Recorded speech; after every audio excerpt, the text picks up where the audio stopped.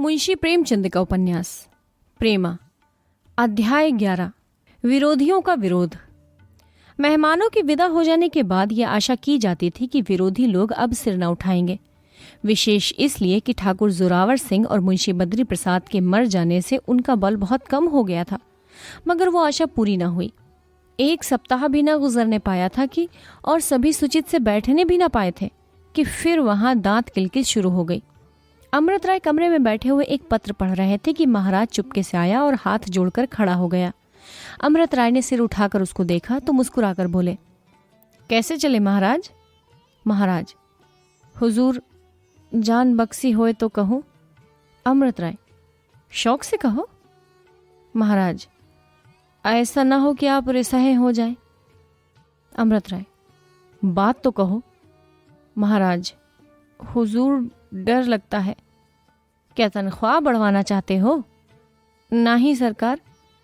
फिर क्या चाहते हो? हुजूर हमारा इस्तीफा ले लिया जाए। क्या नौकरी छोड़ोगे? हाँ सरकार, अब हमसे काम नहीं होता। क्यों? अभी तो मजबूत हो। जी चाहे तो कुछ दिन आराम कर लो, मगर नौकरी क्यों छोड़ो? नहीं सरकार, अब हम घर का जाइब। अमृत राय, अगर तुमको यहाँ कोई तकलीफ है तो ठीक ठीक कह दो। अगर तनख्वाह कहीं और इससे ज्यादा मिलने की आशा है तो वैसा कहो। हुजूर तनख्वाह जो आप देते हैं कोई क्या माई का लाल देगा? फिर समझ में नहीं आता क्यों नौकरी छोड़ना चाहते हो। अब सरकार आपसे क्या कहूँ। यहाँ तो ये बातें हो रही थी। उधर चम्मन और रम्मन व मम्मन कहार और भगेलू व दुखी बारी आपस में बातें कर रहे थे। भगेलू, चलो चलो जल्दी, नहीं तो कचहरी की बेला आ गई है। चम्मन, आगे आगे तुम चलो। भगेलू, हमसे आगे तुम चलो। चम्मन, तब कौन आगू चले? भगेलू, हमसे आगू न चला जाइए। चम्मन, तब आगू कौन चले? भगेलू, हम के का बताई। रम्मन, कोई न चले आगो तो हम ही चली थे। दुखी, तय आगे चलेगा तो पीछे कौन चली है? भगेलू, हम एक बात कही थे, न कोई आगे चलो न कोई पीछू। चम्मन, फिर कैसे चला जाए? भगेलू, सब साथ साथ चले। चम्मन, तुम्हार कपार। भगेलू, साथ चले में कौन हरज है? मम्मन, तब सरकार से बतियाए कौन?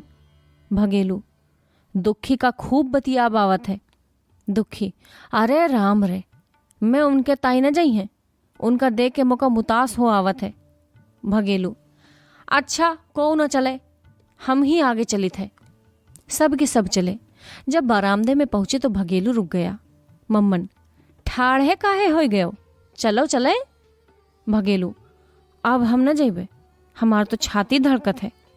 अमृत राय ने जो बरामदे में इनको साए साए बातें करते सुना तो कमरे से बाहर निकल आया और हंसकर पूछा, कैसे चले भगेलू? भगेलू का हिया छूट गया। सिर नीचा करके बोला, हुजूर ये सब कहार आपसे कुछ कहन आए हैं। अमृत राय, क्या कहते हैं? ये सब तो बोलते ही नहीं। भगेलू कहारों से बोला, तुमको जौन कुछ कहना हो सरकार से कहो। कहार भगेलू के इस तरह निकल जाने पर दिल में बहुत झल्लाए। चम्मन ने जरा तीखे होकर कहा, तुम काहे नहीं कहा था, तुम्हार मुंह में जीभ नहीं है का? अमृत राय, हम समझ गए, शायद तुम लोग इनाम मांगने आए हो। कहारों से अब सिवाय हाँ कहने के और कुछ न बन पड़ा। अमृत राय ने उसी दम 5 रुपया भगेलू के हाथ पर रख दिया। जब ये सब फिर अपनी कोठरी में आए तो यो बात करने लगे। चम्मन, भगेलुआ बड़ा बोदा है। रम्मन, असरीस लागत है कि खाए भरे का दई। दुखी, हुआ जाए के ठकुर सुहाती करे लाग। भगेलू, हमसे तो उनके सामने कछु कहे न गवा। दुखी, तब कहे हिया से आगे आगे गए रहा। इतने में सुखई कहार लकड़ी टेकता खांसता हुआ आ पहुंचा और इनको जमा देखकर बोला, का भवा, सरकार का कहिन? दुखी, सरकार के सामने जाए के सब गूंगे हो जाते, कोई के मुंह से बात न निकली। भगेलू, सुखई दादा तुम नियाव करो, जब सरकार हंस के इनाम दे लागे तब कैसे कहा जात कि हम नौकरी छोड़े आए हन। सुखई, हम तो तुमसे पहले ही कह दीन रहा कि हिया नौकरी छोड़ के सब जने पछतई हो, आज भला मानुस कहूँ न मिली है। भगेलू, दादा तुम लाख रुपया की बात कहा था। चम्मन, आज 10 बरस रहत भय, मुदा आधियों बात कबहू नहीं कहिन। भगेलू, रीस तो उनके देह में छू ही नहीं गए, जब बात करत हैं तो हंसकर। मम्मन, भैया हमसे तो कोई कहत कि तुम 20 कलदा ले और हमरे यहाँ चल के काम करो तो हम सरकार का छोड़ के कहूँ न जाइत। मुदा बिरादरी की बात ठहरी, हुक्का पानी बंद होए गवा तो फिर कह के द्वार पे जीबे। रमन, यही डर तो जान मारे डारत है। चम्मन, चौधरी आज कह गए हैं कि आज इनके काम न छोड़ दे हो तो टाट बाहर कर दीन जई है। सुखई, हम एक बार कह दीन कि पछतई हो, जस मनमावे करो। 8 बजे रात को जब बाबू अमृत राय सैर करके आए तो कोई टमटम थामने वाला ना था। चारों ओर घूम घूम कर पुकारा मगर किसी की आहट न पाई। महाराज का हार साइज सब चल दिए, यहाँ तक कि जो साइज उनके साथ था वो भी ना जाने कहाँ लोप हो गया। समझ गए कि दुष्टों ने छल किया। घोड़े को आप ही खोलने लगे कि सुखई का हार आता हुआ दिखाई दिया। उससे पूछा, ये सब के सब कहाँ चले गए? सुखई, सब छोड़ गए, अब काम ना करेंगे। अमृत राय, तुम्हें कुछ मालूम है इन सभी ने क्यों छोड़ दिया? मालूम काहे नहीं, उनके बिरादरी वाले कहा था कि इनके यहाँ काम मत करो।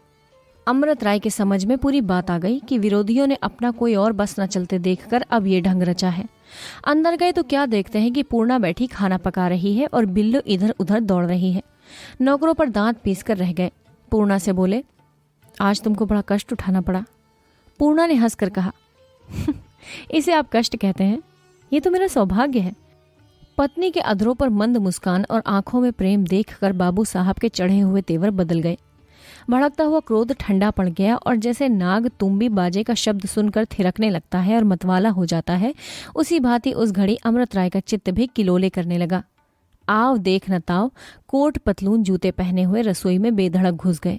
पूर्णा हाँ हाँ करती ही रही मगर कौन सुनता है, और गले से लगाकर बोले, मैं तुमको ये ना करने दूंगा। पूर्णा भी प्रीति के नशे में बेसुध होकर बोली, मैं ना मानूंगी। अमृत राय, अगर हाथों में छाले पड़े तो मैं जुर्माना ले लूंगा। पूर्णा, मैं उन छालों को फूल समझूंगी, जुर्माना क्यों देने लगी? अमृत राय, और जो सिर में धमक आसक हुई तो तुम जानना। पूर्णा, वाह, ऐसे सस्ते ना छूटोगे, चंदन रगड़ना पड़ेगा। अमृत राय, चंदन की रगड़ाई क्या मिलेगी? पूर्णा, वाह, भरपेट भोजन करा दूंगी। अमृत राय, और कुछ ना मिलेगा? पूर्णा, ठंडा पानी भी पी लेना। अमृत राय ने रिसिया कर कहा, कुछ और मिलना चाहिए। पूर्णा, बस अब कुछ ना मिलेगा। यहाँ अभी यही बातें हो रही थी कि बाबू प्राणनाथ और बाबू जीवननाथ आए। वो दोनों कश्मीरी थे और कॉलेज में शिक्षा पाते थे। अमृत राय के पक्षपातियों में ऐसा उत्साही और कोई ना था जैसे ये दोनों युवक थे। बाबू साहब का अब तक जो अर्थ सिद्ध हुआ था वो इन्हीं परोपकारियों के परिश्रम का फल था, और वे दोनों केवल जबानी बकवास लगाने वाले नहीं थे, वरन बाबू साहब की तरह वो दोनों भी सुधार का कुछ कुछ कर्तव्य कर चुके थे। यही दोनों वीर थे जिन्होंने 17 रुकावटों और बाधाओं को हटाकर विधवाओं से ब्याह किया था। पूर्णा की सखी रामकली ने अपनी मर्जी से प्राणनाथ के साथ विवाह करना स्वीकार किया था, और लक्ष्मी के माँ बाप जो आगरे के बड़े प्रतिष्ठित रईस थे, जीवननाथ से उसका विवाह करने के लिए बनारस आए थे। ये दोनों अलग अलग मकान में रहते थे। बाबू अमृत राय उनके आने की खबर पाते ही बाहर निकल आए और मुस्कुराकर पूछा, क्यों, क्या खबर है? जीवननाथ, ये क्या, आपके यहाँ सन्नाटा कैसा? अमृत राय, कुछ न पूछो भाई। जीवनलाल, आखिर वे दर्जन भर नौकर कहाँ समा गए? अमृत राय, सब जहन्नुम चले गए। जालिमों ने उन पर बिरादरी का दबाव डालकर यहाँ से निकलवा दिया। प्राणनाथ ने ठट्ठा लगाकर कहा, लीजिए, यहाँ भी वही ढंग है। अमृत राय, क्या तुम लोगों के यहाँ भी यही हाल है? प्राणनाथ, जनाब इससे भी बदतर। कहार कहारी सब छोड़कर भागे। जिस कुएं से पानी आता था वहां कई बदमाश लठ लिए बैठे हैं कि कोई पानी भरने आए तो उसकी गर्द झाड़ें। जीवननाथ, आजी वो तो कहो कुशल हो गई कि पहले से पुलिस का प्रबंध कर लिया, नहीं तो इस वक्त शायद अस्पताल में होते। अमृत राय, आखिर अब क्या किया जाए, नौकरों के बिना कैसे काम चलेगा? प्राणनाथ, मेरी तो राय यही है कि आप ही ठाकुर बनिए और आप ही नौकर। जीवननाथ, तुम तो मोटे ताजे हो, कुएं से 10-20 कल से पानी खींच ला सकते हो। प्राणनाथ, और कौन कहे कि आप बर्तन भांडे नहीं मांज सकते? अमृत राय, आज ये अब ऐसे भी कंगाल नहीं हो गए। 2 नौकर अभी हैं, जब तक इनसे थोड़ा बहुत काम लेंगे, आज इलाके पर लिख भेजता हूँ, वहां से 2-4 नौकर आ जाएंगे। जीवनलाल, ये तो आपने अपना इंतजाम किया, हमारा काम कैसे चले? अमृत राय, बस आज ही यहाँ उठाओ चटपट। जीवनलाल, ये तो ठीक नहीं है, और फिर यहाँ इतनी जगह कहाँ है? अमृत राय, जगह तो यहाँ इतनी है कि आप जैसे 1 दर्जन आदमी चैन से रह सकते हैं। जीवनलाल, भाभी साहब से भी तो सलाह ले लीजिए। अमृत राय, वो दिल से राजी है, कई बार कह चुकी है कि अकेले जी घबराता है। ये खबर सुनकर फूली न समाएगी। जीवनलाल, अच्छा, अपने यहाँ तो टोहलूं। प्राणनाथ, आप भी आदमी हैं या घनचक्कर? यहाँ टोहलूं वहाँ टोहलूं, भलमनसी चाहो तो बग्घी जोत कर ले चलो। दोनों प्राणियों को यहाँ लाकर बिठा दो, नहीं तो जाओ टोहलिया करो। अमृत राय, और क्या, ठीक तो कहते हैं, रात ज्यादा जाएगी तो फिर कुछ बनाए ना बनेगी। जीवनलाल, अच्छा, जैसी आपकी मर्जी। दोनों युवक अस्तबल में गए, घोड़ा खोला और गाड़ी जोत कर ले गए। इधर अमृत राय ने आकर पूर्णा से ये समाचार कहा। वो सुनते ही प्रसन्न हो गई और इन मेहमानों के लिए खाना बनाने लगी। बाबू साहब ने सुखई की मदद से 2 कमरे साफ कराए, उनमें मेज, कुर्सियां और दूसरी जरूरत की चीजें रखवा दी। कोई 9 बजे होंगे कि सवारियां आ पहुंची। पूर्णा उनसे बड़े प्यार से गले मिली और थोड़ी ही देर में तीनों सखियां बुलबुल की तरह चहकने लगी। रामकली पहले जरा झेपी, मगर पूर्णा की 2-4 बातों ने उसका हियाव भी खोल दिया। थोड़ी देर में भोजन तैयार हो गया और तीनों आदमी रसोई पर गए। इधर 4-5 बरस से अमृत राय दाल भात खाना भूल गए थे। कश्मीरी बावर्ची तरह तरह के सालन, अनेक प्रकार के मांस खिलाया करता था, और यद्यपि जल्दी में पूर्णा सिवाय सादे खाने के और कुछ न बना सकी थी, मगर सबने इनकी बड़ी प्रशंसा की। जीवननाथ और प्राणनाथ दोनों कश्मीरी ही थे, मगर वो भी कहते थे कि रोटी दाल ऐसी स्वादिष्ट हमने कभी नहीं खाई। रात तो इस तरह कटी। दूसरे दिन पूर्णा ने बिल्लो से कहा कि जरा बाजार से सौदा लाओ तो आज मेहमानों को अच्छी अच्छी चीजें खिलाऊं।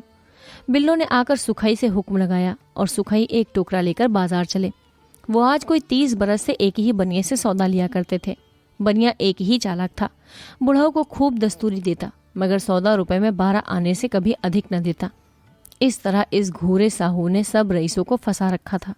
सुखई ने उसकी दुकान पर पहुंचते ही टोकरा पटक दिया और तिपाई पर बैठकर बोला, लाओ घूरे, कुछ सौदा सुलफ हो तो दो, मगर देरी न लगे।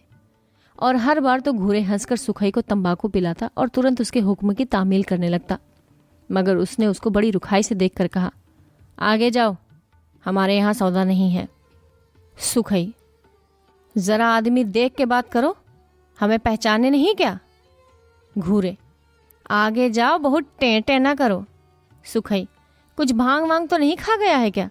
अरे हम सुखई हैं, आज ही तुम लाट हो तो क्या, चलो अपना रास्ता देखो। सुखई, क्या तुम जानते हो कि हमें दूसरे दुकान पर दस्तूरी ना मिलेगी? अभी तुम्हारे सामने 2 आने रुपया लेकर दिखा देता हूँ। घूरे, तुम सीधे से जाओगे कि नहीं? दुकान से हटकर बात करो। बेचारा सुखई साहू की इस रुखाई पर आश्चर्य करता हुआ दूसरी दुकान पर गया, वहां भी यही जवाब मिला। तीसरी दुकान पर पहुंचा, यहाँ भी वही धुतकार मिले। फिर तो उसने सारा बाजार छान डाला, मगर कहीं सौदा ना मिला। किसी ने उसे दुकान पर खड़ा तक नहीं होने दिया। आखिर झक मारकर वो अपना सा मुंह लिए हुए लौट आया और सब समाचार कहे, मगर नमक मसाले बिना कैसे काम चले। बिल्लो ने कहा, अब की मैं जाती हूँ, देखो कैसे कोई सौदा नहीं देता।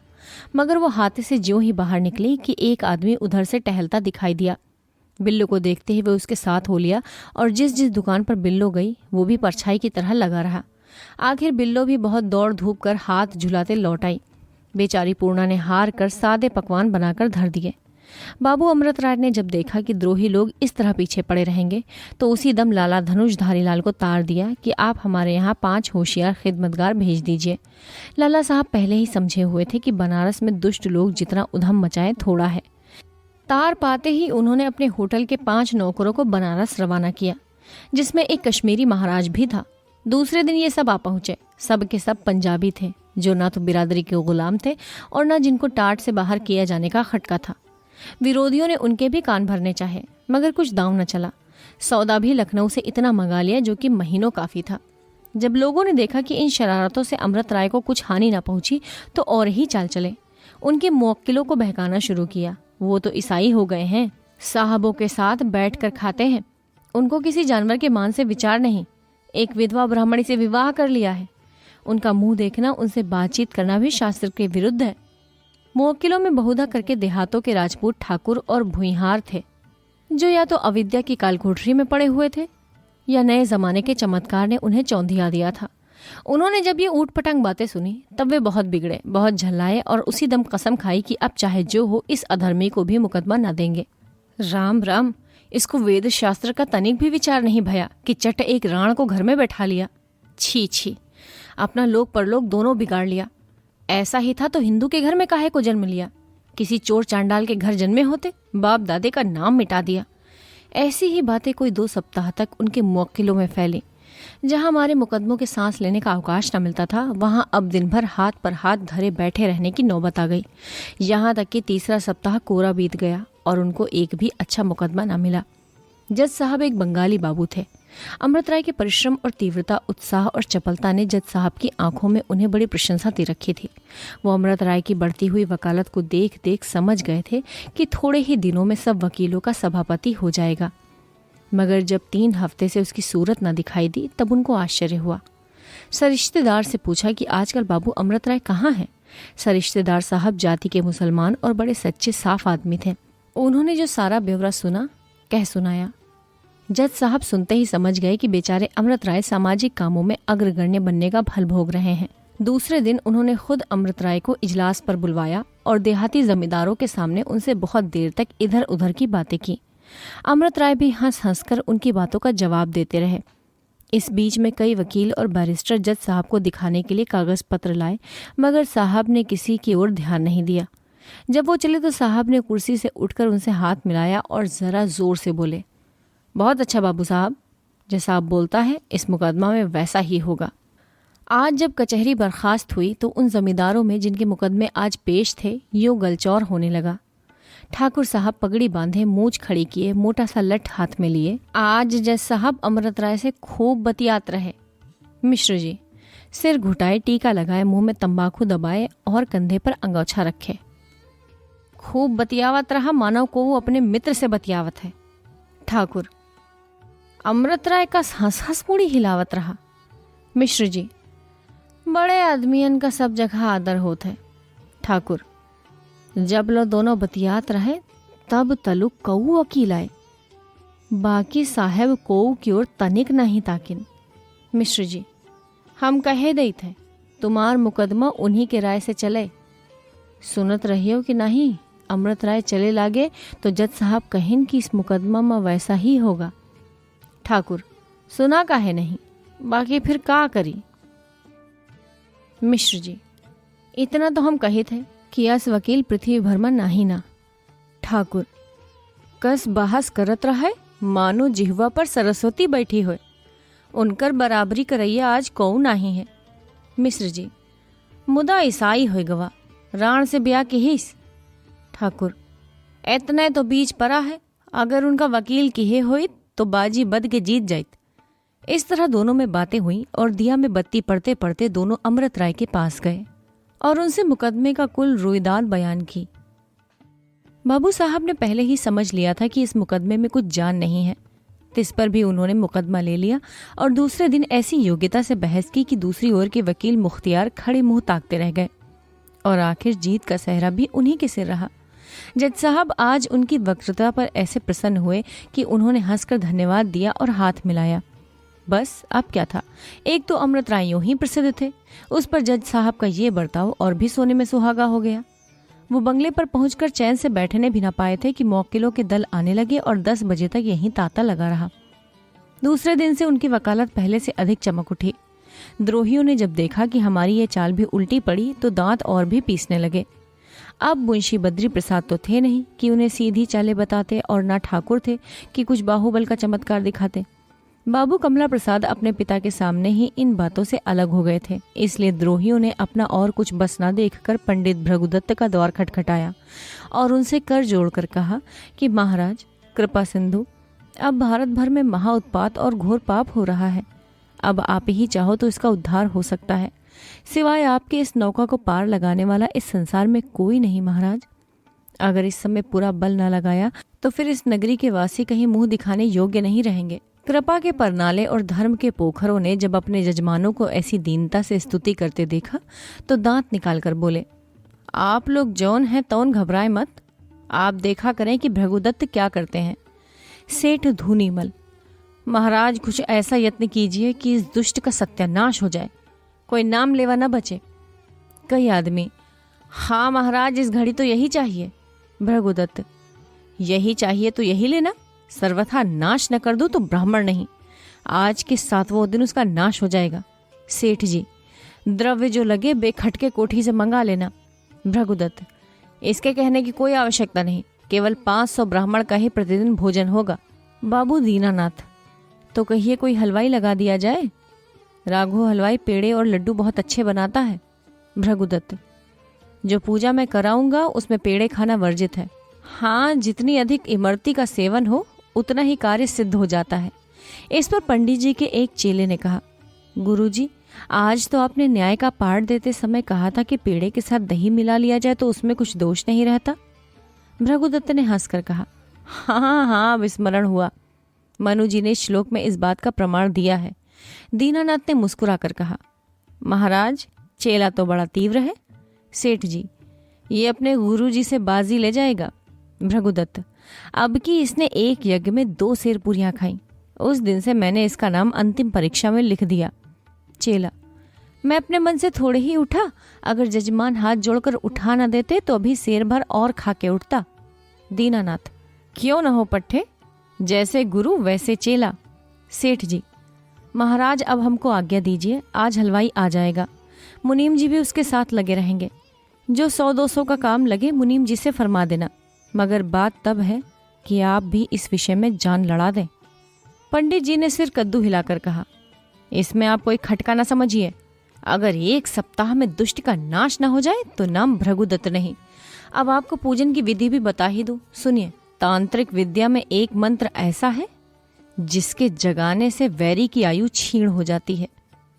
अगर 10 आदमी प्रति दिवस उसका पाठ करें तो आयु में से 2 पहर की हानि होगी। अगर 100 आदमी पाठ करें तो 10 दिन की हानि होगी। अगर 500 पाठ नित्य हो तो हर दिन 5 वर्ष आयु घटती है। सेठ जी, महाराज आप इस घड़ी ऐसी बात कही कि हमारा चेला मस्त हो गया, मस्त हो गया। दीनानाथ, कृपा सिंधु, आप धन्य हो, आप धन्य हो। बहुत से आदमी, एक बार बोलो पंडित भृगुदत्त की जय। बहुत से आदमी, एक साथ बोलो दुष्टों की 6-6। इस तरह कोलाहल मचाते हुए ये लोग अपने अपने घरों को लौटे। उसी दिन राधो हलवाई पंडित जी के मकान पर आ डटा। पूजा पाठ होने लगे। 500 भुक्खड़ एकत्र हो गए और दोनों जून माल उड़ाने लगे। धीरे धीरे 500 से 1000 नंबर पहुंचा। और पूजा पाठ कौन करता है। सवेरे से भोजन का प्रबंध करते करते दोपहर हो जाता था और दोपहर से भंग बूटी छानते छानते रात हो जाती थी। हाँ, पंडित भृगुदत्त का नाम सारे शहर में उजागर हो रहा था। चारों ओर से उनकी बड़ाई गाई जा रही थी। 7 दिन हाय अंधाधुन मचा रहा। ये सब कुछ हुआ, मगर बाबू अमृत राय का बाल भी बाका ना हो सका। कहीं चमार के सरापे डांगर मरते हैं। ऐसे आंख के अंधे और गांठ के पूरे ना फंसे तो भृगुदत्त जैसे गुर्गों को चखौतिया कौन कराए। सेठ जी के आदमी तिल तिल पर अमृत राय के मकान की ओर दौड़ते थे कि देखें कुछ जंत्र मंत्र का फल हुआ कि नहीं। मगर 7 दिन के बीतने पर कुछ फल हुआ तो यही कि अमृत राय की वकालत सदा से बढ़कर चमकी हुई थी। मुंशी प्रेमचंद का उपन्यास प्रेमा, अध्याय 11, विरोधियों का विरोध। कथावाचक सोनम।